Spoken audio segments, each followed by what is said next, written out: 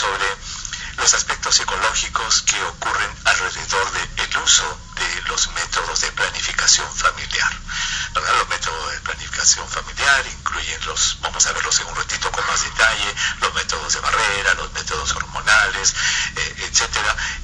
¿Y cuál es el impacto psicológico que implica usarlos para una mujer, para un hombre, para la pareja en general? Eso lo vamos a desarrollar durante el programa.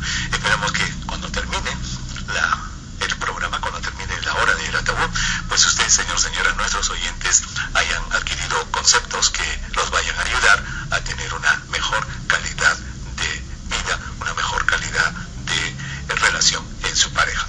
El doctor Cristian Martínez nos acompaña como todos los lunes. Él está en los estudios de RPP Noticias. Cristian, qué gusto de saludarte. Buenas tardes.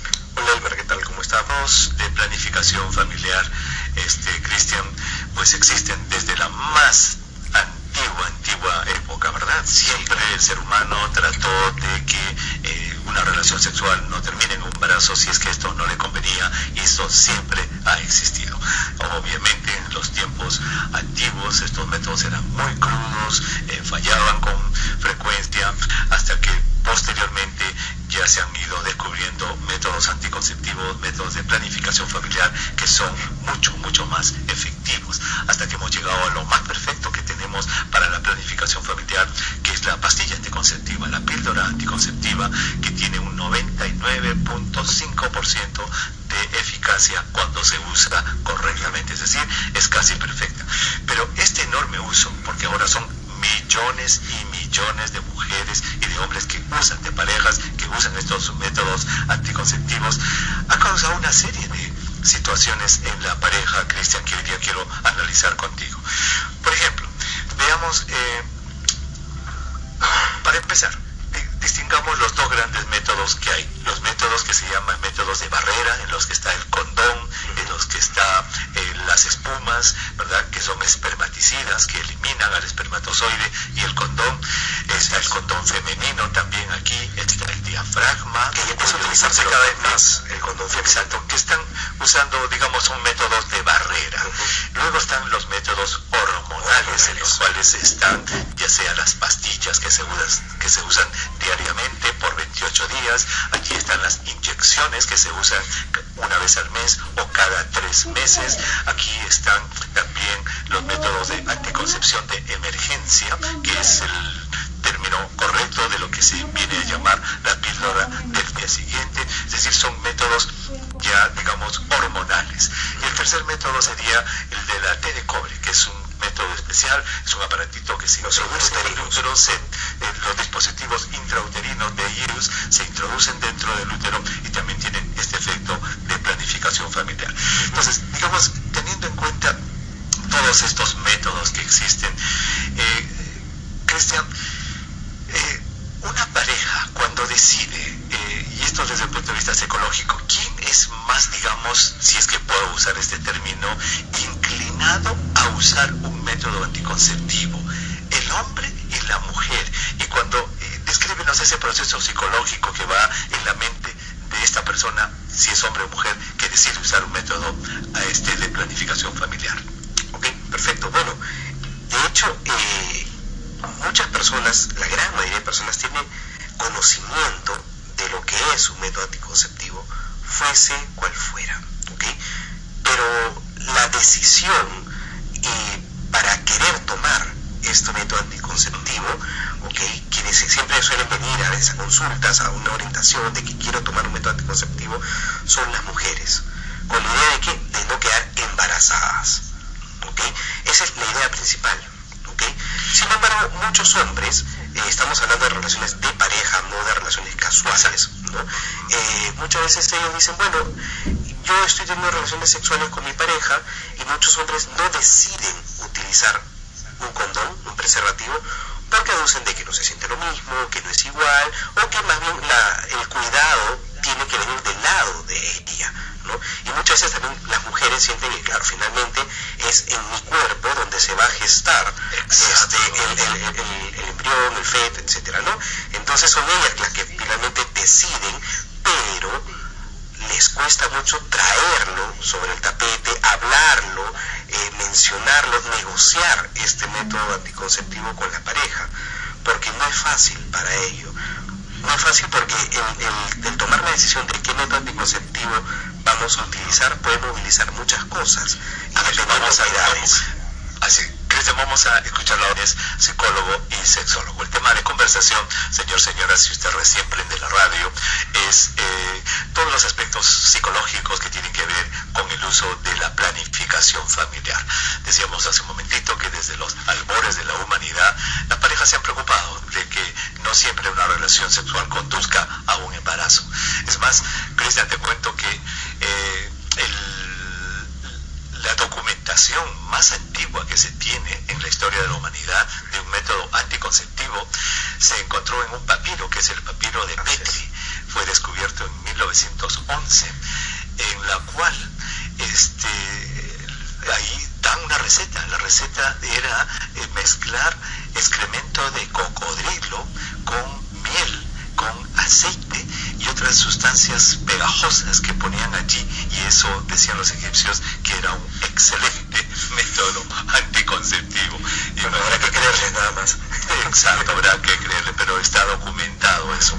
Entonces, por años hemos tenido este tipo de recetas mágicas, qué sé yo, todo, hasta que ya llega el siglo pasado, ya llega el condón, que fue probablemente un elemento que cambió muchísimo el comportamiento sexual de las parejas, y ya en los años 60 llega la pastilla anticonceptiva, la píldora anticonceptiva, que llega en los años 60, y esto completamente revolucionó la dinámica de la planificación familiar.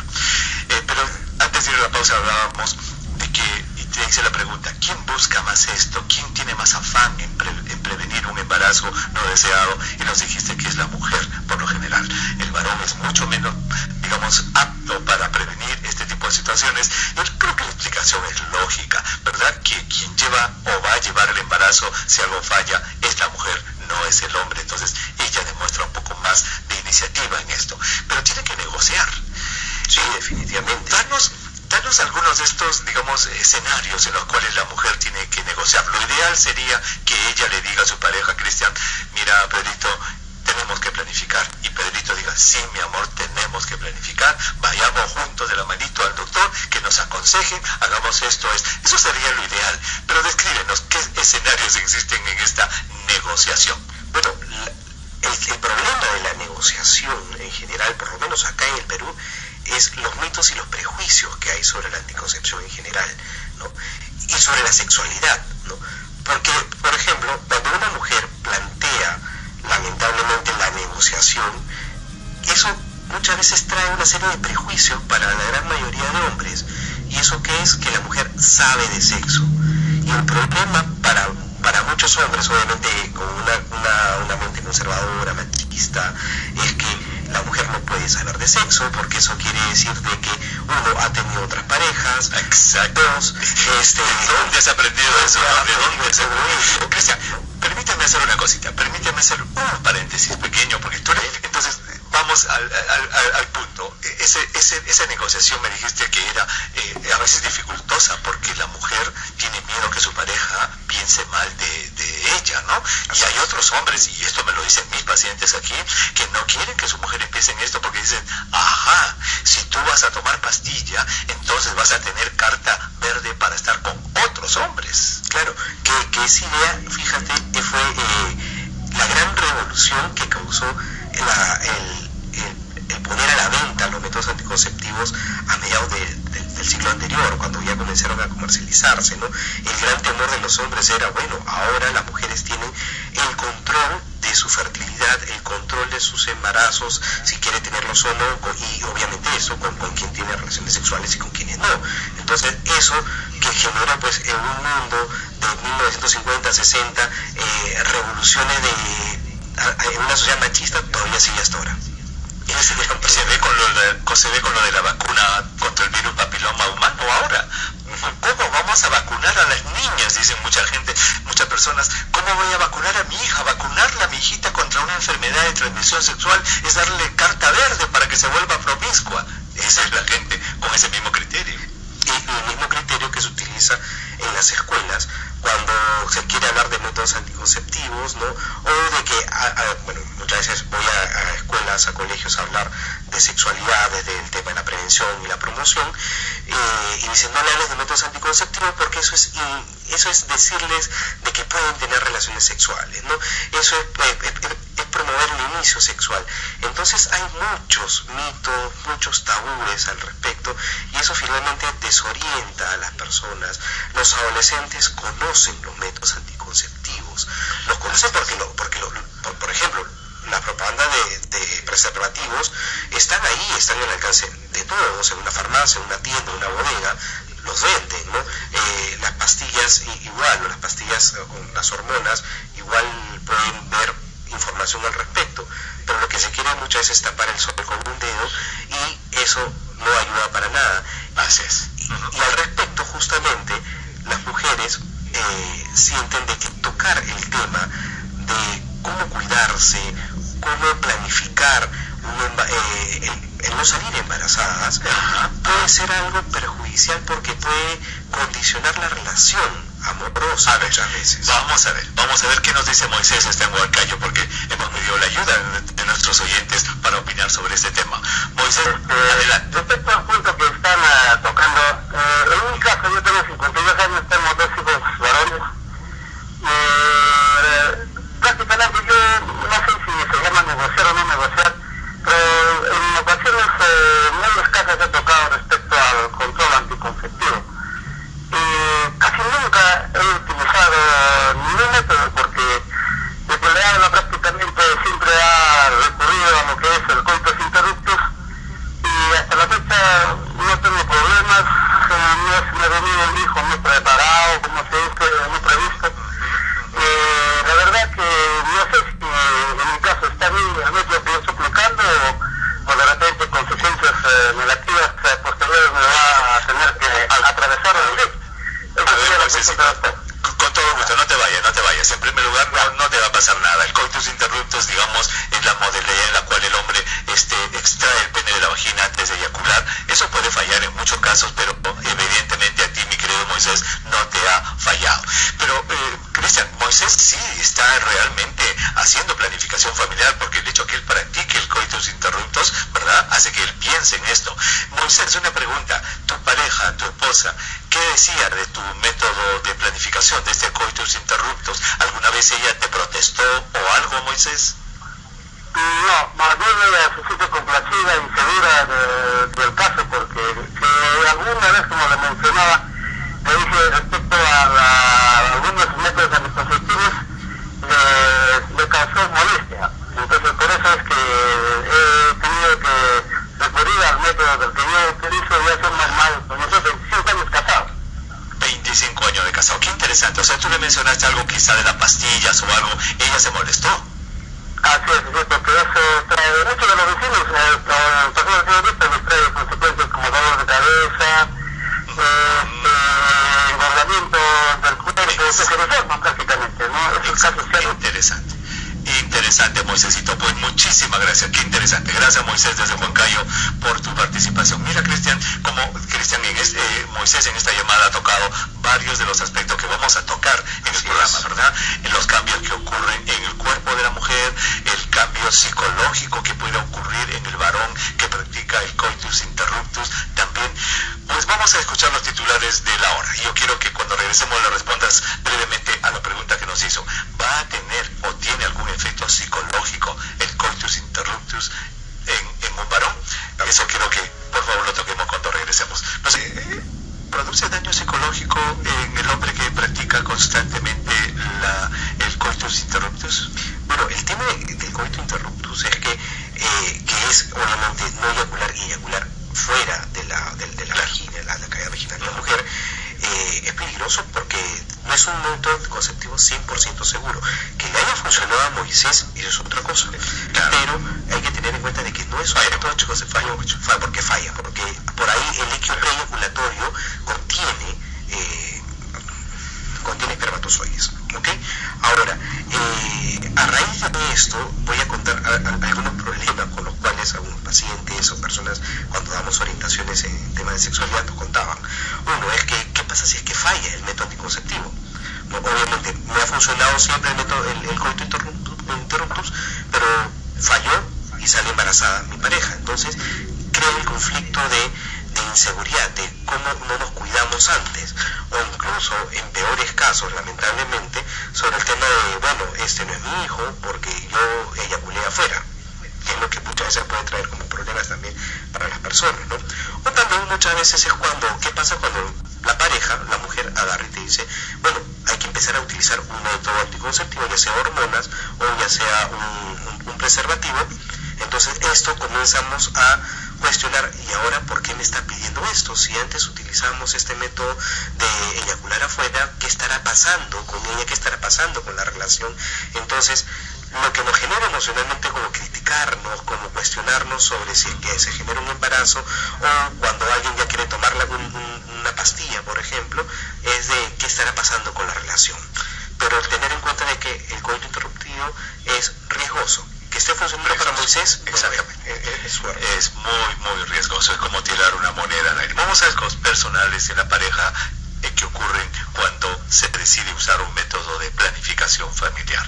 Antes de ir a la pausa, nuestra oyente Dulce Corazón nos escribía en el Facebook: ¿cuántos tipos de pastillas del día siguiente o de emergencia existen y en qué se diferencia cada una de ellas? Vamos a contestar esta pregunta, Cristian.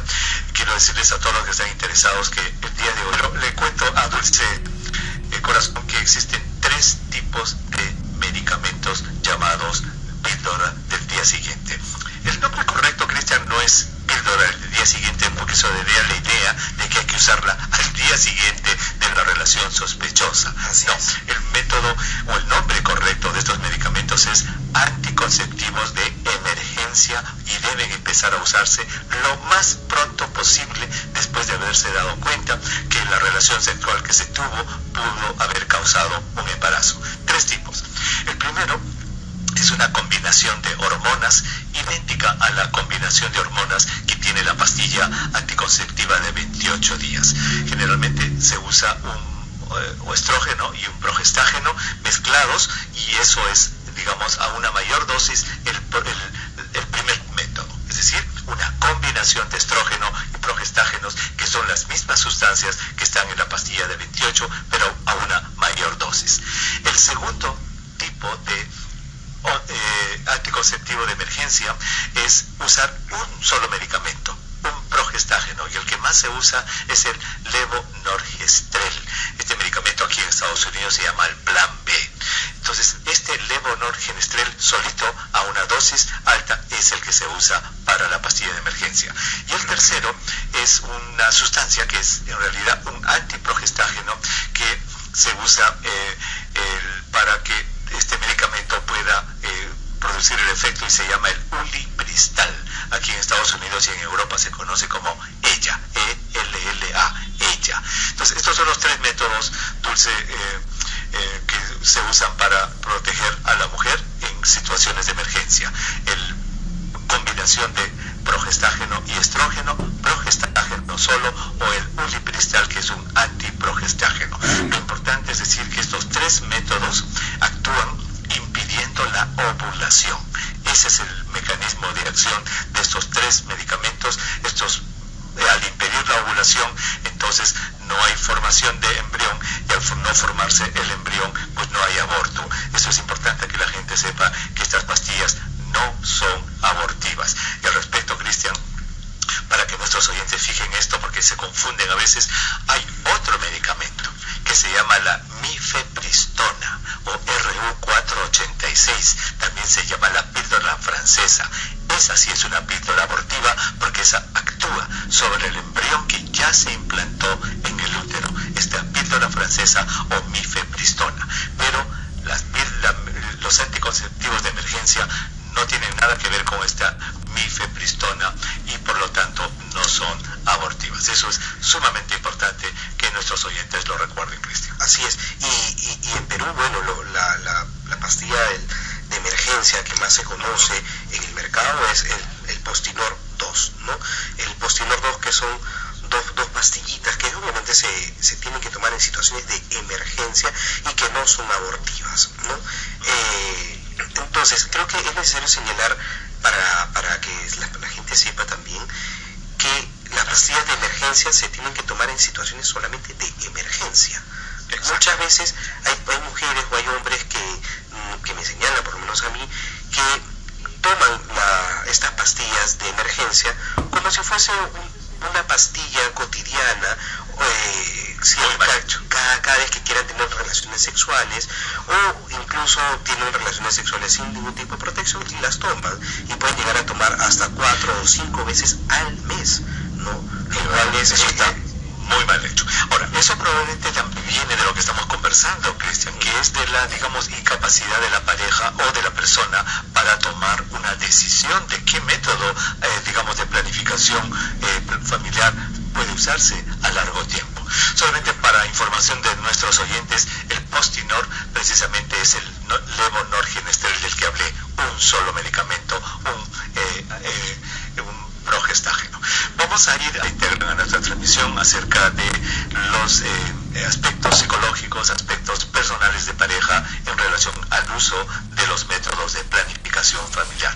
Cristian, tenemos varias preguntas en nuestra página del Facebook. ¿Qué te parece si les damos curso, como se dice, y así hacemos un consultorio libre electrónico y podamos absorber el mayor número de estas notas que nos envían nuestros oyentes? A ver, acá hay una, dice, como consultorio libre. A ver, esta dice de Sara. Doctor, gracias por su respuesta. Dice, mi esposo siempre tuvo mucho apetito sexual. Hasta ahora es así. Pero hace pocos meses me dice que las jovencitas de 17 años lo atraen mucho y se excita viéndolas. Y eso me preocupa y no sé cómo ayudarlo. Hasta él mismo tiene miedo porque pueda suceder algo. Él tiene 40 años. Quisiera saber si es un cambio hormonal, por la edad, si tiene cura, ¿qué está pasando? Cristian, bien rapidito. Bueno, puede ser que hay un tema hormonal de por medio que esté condicionando no necesariamente el apetito sexual, sino el sentir que mi deseo sexual puede estar bajando y más bien necesito buscar un tipo de estímulo para que me haga sentir, entre comillas, más viril. Ahora, el problema es que el fijarse en jóvenes, adolescentes, en que son menores de edad incluso, eso puede traer a la mente algunos actos prohibidos, algo que no está, que está mal de por sí. Entonces, lo que yo le recomiendo es que vaya a un tipo de consulta a su esposo, porque esto puede estar encubriendo otros temas de inseguridades que vayan trayendo. Que vayan juntos. Sí, que vayan juntos, porque para ver vayan juntos. ¿Qué es lo que está pasando también en la pareja? En la pareja, muy bien. Marlene nos escribe, tengo 35 años, me hicieron la ligadura de trompas hace 6 años. Tengo 3 hijos. Quiero saber si en el futuro me hará daño el que me haya ligado las trompas, porque me duele mucho cuando me viene la regla y también me viene como carnecitas pequeñas durante mi menstruación. Mira, al respecto de la ligadura de trompas, Elmer, he visto algunos casos en el consultorio donde se ha hecho la ligadura de trompas de repente post embarazo muchas veces, y a veces sin un consentimiento previo de la persona. Entonces también esto quiere también traer mucho al respecto, ¿no? Porque si es que la persona decide finalmente una ligadura, lo más probable es que ya no decida tener hijos, ¿no? Y obviamente eso también tiene que ser trabajado emocionalmente, porque muchas veces la persona siente de que si ya no voy a servir, entre comillas, de manera fértil, entonces siente que su feminidad puede estar siendo afectada emocionalmente. Exacto. Mucho viene por ese lado, Cristian. También en el consultorio vemos de que muchísimas señoras que les hacen la ligadura y no les dan la consejería apropiada y ya sea sienten que han perdido parte de su maternidad, de su feminidad, y eso las afecta mucho desde el punto de vista psicológico. Desde el punto de vista biológico, al cortar la trompa, que la verdad es que solamente sirve para que circule el huevo por allí, algunas veces se pueden afectar las pequeñas arterias que van al ovario, y en algunos casos, no en todos, puede haber cambios hormonales que expliquen estas reglas diferentes, pero por lo general es básicamente la parte emocional la que se afecta cuando la mujer se hace una ligadura de trompa y no ha sido bien aconsejada. Claro, en el mismo caso, por ejemplo, con los hombres, con la vasectomía, pare, ¿no? Porque al darse cuenta que de repente ya no eyacula como antes, o no eyacula, o entonces la sensación del impacto es muy grande, o sienten de que puede afectar su virilidad. Si es que no tiene la consejería, pero al revés, si los aconsejas bien a los hombres que se hacen una vasectomía, se vuelven unos leones, porque se dan cuenta de que ya no van a tener hijos y pueden gozar plenamente de su vida sexual. Entonces, todo está en la consejería, tanto en la ligadura de trompas como en la vasectomía. A ver, tenemos esta de Vanessa. Vanessa dice, doctores, tengo 24 años, tengo un nódulo en el seno y a raíz de esto ya no puedo cuidarme con ningún método anticonceptivo hormonal. Aparte de la T de cobre, ¿hay otro método que sea no hormonal? Bueno, si es que es hormonal, tenemos pues en los preservativos. Los preservativos son los mejores métodos anticonceptivos porque no solamente te están evitando el embarazo, sino también la transmisión de infecciones de transmisión sexual, incluso del VIH. Ahora, hay que saber usarlo, Cristian, porque puede tener un índice alto de fallas si es que no se usa adecuadamente. Así es. Muchas veces el preservativo, cuando es mal utilizado, ¿no? El error es muy grande, y muchas veces lo que yo he visto en las malas consejerías o en la mala información que se maneja a veces incluso en redes sociales, en internet, es que te dicen hay que utilizar una doble protección, y muchas veces la doble protección se entiende que es utilizar 2 condones, ¿no? Y eso, por ejemplo, no es la doble protección. El utilizar 2 condones, al contrario, genera mayor fricción y rompe el condón. La doble protección te refiere al utilizar preservativo más algún otro método hormonal. Es decir, se cuida el hombre, se cuida la mujer. Esa es la doble protección, y no el utilizar 2 condones como mucha gente a veces cree que es. Muy bien. A ver, Flor escribe así. Tengo 26 años. En un mes, dice, tomé en repetidas ocasiones la pastilla anticonceptiva y sin saber que estaba embarazada. Mi pregunta es, ¿el haber tomado estas pastillas anticonceptivas puede provocar algún efecto en el bebé que va a nacer? Bueno, si es que estamos hablando de pastillas anticonceptivas e incluso de las pastillas del día siguiente que se ha tomado sin saber que se está embarazada, se ha visto en los estudios de que no hay algún tipo de problemas para el feto. ¿Okay? Esto es muy importante también para nuestro oyente. Señoras que les falló el método anticonceptivo, siguieron tomando las pastillas durante el mes y después se dieron cuenta que estaban embarazadas. El haber tomado anticonceptivos en ese mes no afecta al bebé, así como tampoco las pastillas de emergencia. Vamos a ver, dice aquí Ángela, tengo 31 años. Las pastillas, la té de cobre y las inyecciones me hacen doler la cabeza, me chocan bastante, me da mucho sueño, me siento con cólera. Porque la doctora dice, me recomienda anticonceptivos que ahora no estoy usando. Tengo un hijito de 12 años, ¿qué puedo hacer si todo me choca? Bueno, es muy cierto de que muchas veces la cantidad de hormonas puede afectar a muchas personas. Hay personas incluso con migraña que el uso de hormonas en pastillas les regula, o sea, les disminuyen las migrañas. Hay otras que se las aumenta. Entonces el impacto en las personas va a cambiar, va a variar. Allí lo importante es conversar con su ginecóloga y decir qué está pasando ahí, ¿no?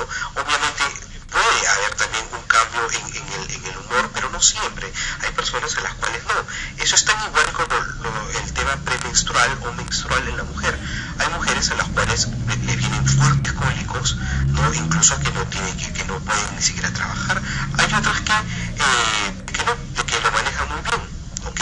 Entonces eso es dependiendo mucho del cuerpo de la persona y también cómo cada uno afronta estas situaciones. Si es que no puedes utilizar algún tipo de hormona, si es que sientes de que las hormonas te van a chocar, eso también crea un condicionamiento, ¿no? Uno siente que, bueno, cualquier pastilla me va a chocar, entonces mejor no tome, no tomarlas y pegarse de otra forma. Ahora, todo, mire, en este caso, se está centrando en la mujer, que ella se haga, que ella se haga, que ella se haga. ¿Y el hombre dónde está? ¿Y por qué no se cuida el varón? ¿Por qué el hombre no usa un preservativo en cada relación sexual? Eso habría que ver y habría que analizar cómo está Ángela con su pareja, cómo están negociando este asunto de la planificación familiar, Cristian, porque de repente el hombre es irresponsable y lo que dice, tú cuídate, yo soy el rey, y eso tampoco, claro, yo creo que es aceptable Así es que muchas veces hay hombres que dicen yo no uso preservativo porque con preservativo no se siente igual. Exacto. A veces toca algo y la pobre mujer buscando esto, buscando lo otro y buscando lo otro. Yo creo que eso también hay que verlo desde este punto de vista. Cristian, vamos a escuchar el programa de hoy. Ha sido que sobre los temas de anticoncepción, importantísimo es la negociación. La pareja tiene que negociar qué método anticonceptivo debe utilizar, y ello no significa que solamente la mujer tiene que decidir, sino también el hombre está en la facultad de decidir, y para eso es necesario informarse. Por eso el otro consejo es que ambos acudan a un orientador sobre salud sexual y reproductiva o un ginecólogo para que puedan recibir esta información importantísima. Es muy importante, Cristian, que nuestros oyentes se den cuenta de que para bailar tango se necesitan dos. Entonces, el cuidarse, el planificar la familia, el decidir en familia cuántos hijos queremos tener, es una decisión de ambos miembros de la pareja. Yo creo que ese concepto es fundamental porque se puede decir machismo, ¿verdad?, que existe en el que la mujer es la que tiene que cuidarse. Yo que tengo que cuidarme, que dicen, que expresan muchísimos varones. La verdad es que yo creo que no debemos alentarlo de ninguna manera. Para bailar tango se necesitan dos, y la responsabilidad de poder tener los hijos que se quieren debe recaer en los dos miembros de la pareja. Sí. Otro tema al respecto es sobre la pastilla de emergencia, que se conoce acá con el nombre de la pastilla del día siguiente o la píldora anticonceptiva de emergencia. Es que no es abortiva, solamente se tiene que tomar en casos de emergencia, es decir, cuando el método anticonceptivo ha fallado o no se ha utilizado, o de repente se ha tenido una relación sexual contra la voluntad de uno mismo, una misma, ¿no? Entonces, importantísimo, y siempre con orientación psicológica, orientación sexual al respecto. Exactamente, creo que es importante. Esa es, como su nombre lo indica, una medicina de emergencia, y no debe tomarse pues quizás un par de veces al año para una super emergencia, pero no más de eso. Cristian, muchísimas gracias por haber estado con nosotros nuevamente en el programa. Gracias. Nos despedimos.